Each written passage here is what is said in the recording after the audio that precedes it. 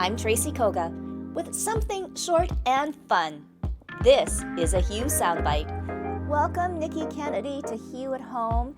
It is so nice to have you, and it's all about music. And, you know, for the last, almost 2 years now, it's been crazy, especially for musicians like yourself, going virtual, no shows, but chance to do an awful lot of writing.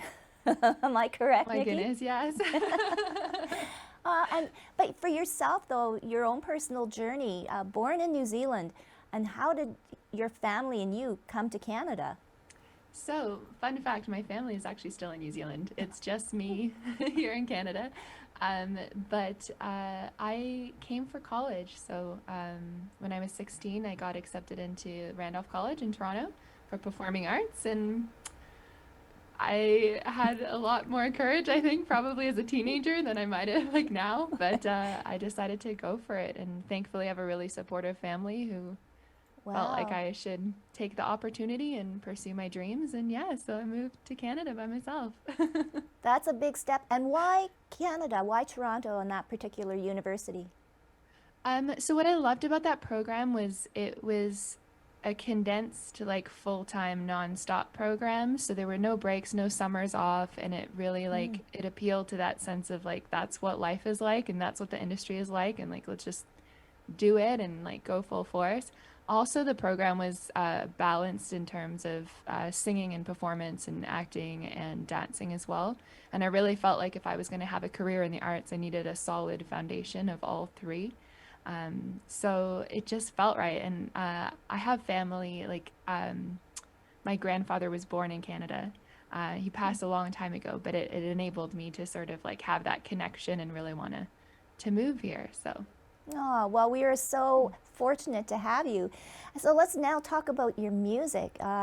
You did a pretty intensive workshop with A1 Ryan Tedder, and maybe some people might think that name sounds familiar. Well, he just happens to be One Republic and like an international, world-renowned producer. So let's talk a little bit about that whole experience. Yeah, so I think, one of the beautiful things that came out of the pandemic was that everybody in the music industry was looking at different ways to connect with people and to make a living and all that kind of thing. And I'm not sure, I can't speak for Ryan, but I'm not sure if that program would have happened if the pandemic hadn't happened. But basically, he did a monthly course and opened it up to anyone in the world that wanted to spend 30 days of their life watching him work, and then also writing and producing 3 songs from start to finish. And I had a year of pandemic writing, feeling a little bit sorry for myself and wanting to like break out of my own sort of habits and ruts and, just like try something new and challenge myself. So I figured, why not? This is my only opportunity to try and, see how someone of Ryan's caliber works. And it was one of the best decisions I made, for Really? sure. Wow. Yeah. What is it like? Uh, because that's really pretty concentrated, 30 days and 3 Yeah. songs from start to finish. Yeah, it was a lot. Yeah. What did you gain, or now that you've done the workshops, does this make it easier to do the writing and to do the producing? Yeah, I think what's interesting is it's changed the way that I approach what I do. And I think the coolest thing about that program, when it's moving so quickly and there's like deadlines and you're trying to keep up and you're trying to figure it all out, is that you don't have that chance to second guess yourself or get into like perfectionist mode or be overly critical of what you're doing, because you just got to get it in. So you just do it. And then in your head, the whole time you're like, oh, I can go back and finish this later or fix it later. But I think there's something beautiful about not like to go with your gut on some of those creative choices. And to be honest, that song, from the demo I created back in January to the full production now, not a lot changed in terms of its melody and lyrical content. So I think that's kind of a really cool thing. And so now I'm not perfect, but I'm trying to not censor myself, and I'm trying to trust my own ears and judgment more and more as Yeah, I create. I know. And I think just getting your song out, and the more you do it, then the less being the perfectionist and no, I got to keep it. It's still, Yeah. not ready. Did Ryan get to critique at all? Not for me personally. So Mhm. he would choose like random people's work over the course of the 30-day program Mhm. to give feedback and things like that. But we were put into peer groups. So we actually were getting constant feedback from people all around the world at Cool. different stages in their career. Yeah, it was really awesome. A really, really, really cool experience. Well, let's hope that he does it, or maybe Drake or whoever might decide to do something like that. But Keep it's them coming. yeah, I know. But it's such a wonderful opportunity for artists like you to really have some solid, uh, you know, words of wisdom, and just people with more experience. And Yeah. so this new album and the new song, "Fall Back Into You," the story behind that. So I love this because it doesn't come out of a specific circumstance or situation. And I think a lot of my work in the past has been that it's been stories. Whereas this was the very first song I wrote in that class, and the challenge was to start with a vibe. And that's typically and traditionally not how I write music.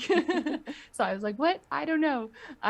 But it's an interesting thing because we connect with music on like this physical and emotional level. Mm-hmm. And I think once I had the first four chords of the chorus and it set the tone, it was just like I could feel it, and I just kind of let it happen and let it flow from there.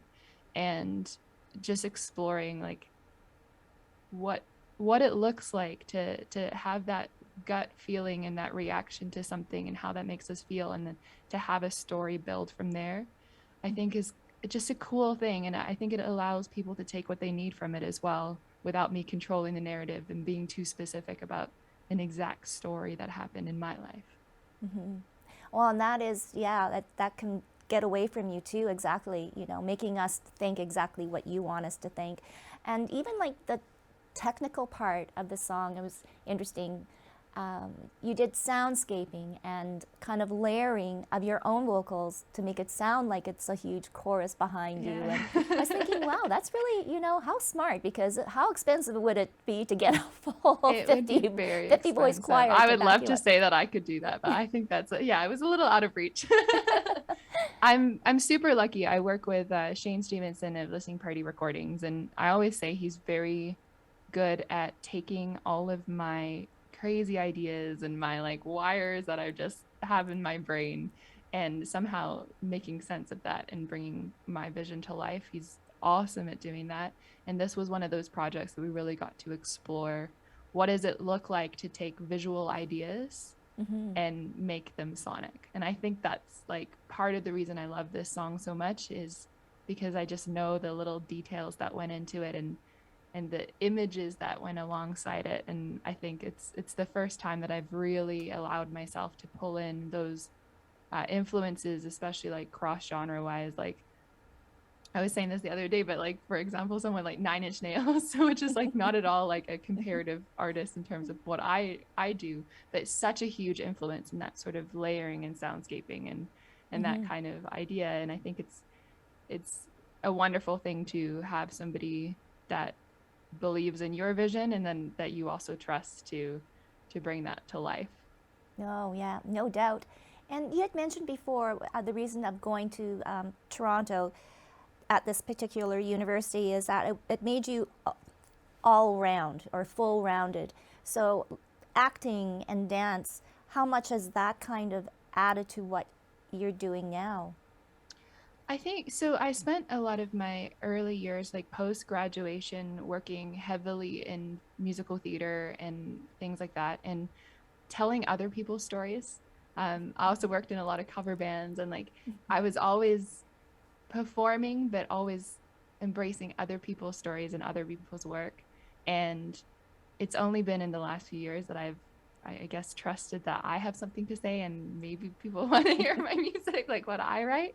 Um, and I think all of that training is sort of given me that that you know, that whole idea of like all experience lead up to one moment in time, and like that's kind of where I feel like I'm at right now. And even though, you know, especially virtually, it's not like I'm sitting dancing in front of my screen all the time, but it's like just all of those elements, I think, allow us to hear and feel and interpret things in different ways.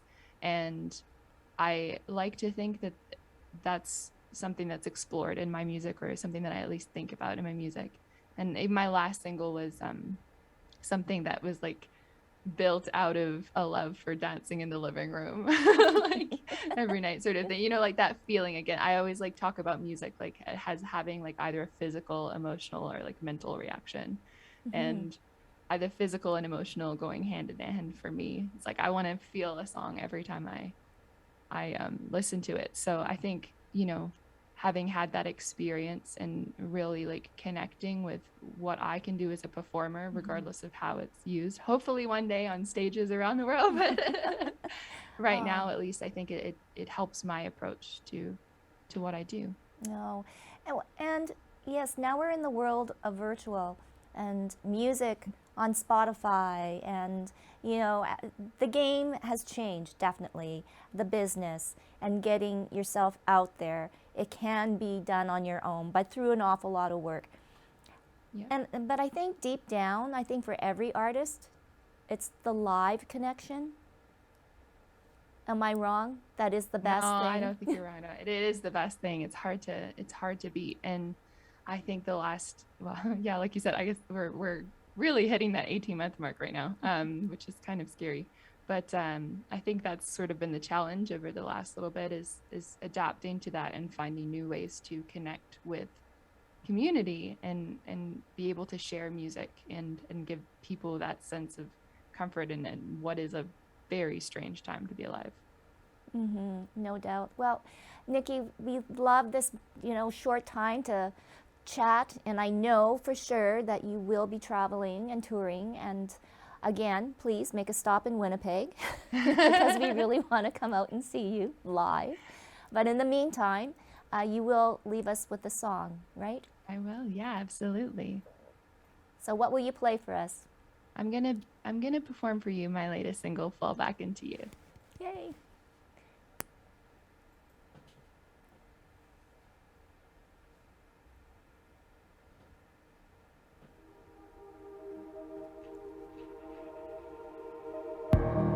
Why don't you say what's on your mind? Just give me one little sign. Maybe it'll make sense this time.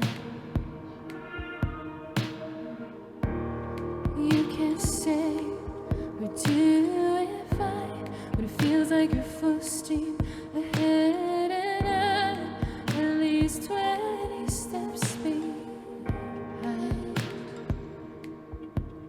So breathe with me.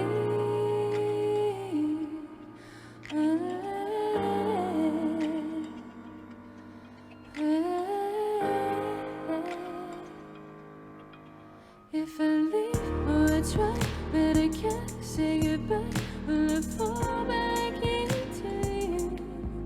Fall back in you.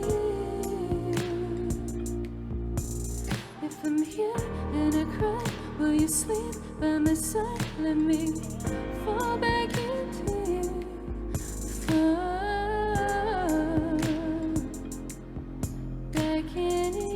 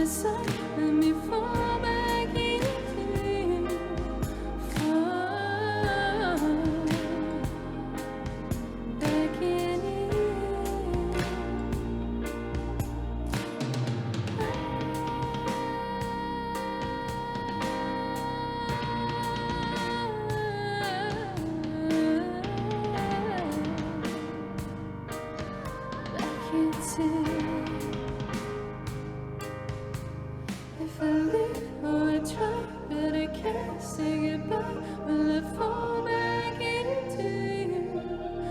Fall back into you. If I'm here